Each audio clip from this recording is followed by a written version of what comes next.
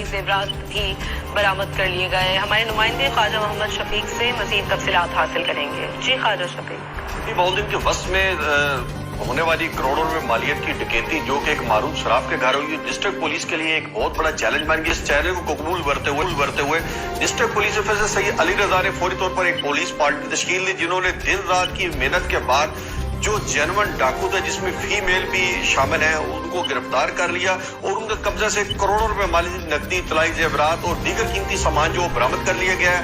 आज एक पुरहजूम press conference में इस बात का इंकशाफ किया गया। मेरे साथ इसमें मौजूद है district police officer Syed Ali Raza. हम उन्हीं से जान लेते हैं कि इतनी बड़ी कार्रवाई पुलिस ने किस अंदाज में की और किस तरह इसकी रिकवरी की और ये डकैत कौन थे।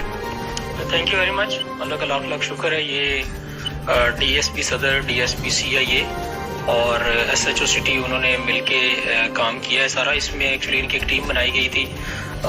इसमें आप अगर देखें तो ये करोड़ों रुपए की वारदात थी, जिसमें जो मेन सराफा मार्केट का सदर भी हैं और उसके अलावा उनके यहाँ करोड़ों का जो है वो कैश पड़ा होता है। तो इसमें इनके अपने लोग शामिल थे, इनके मुलाजमीन शामिल थे, इसके घर काम करने वाली एक शामिल थी और वो ये सारा प्लान कर रहे थे। अल्टीमेटली उसको हमने डिटेक्ट किया और उनको पकड़ा और रिकवरी की।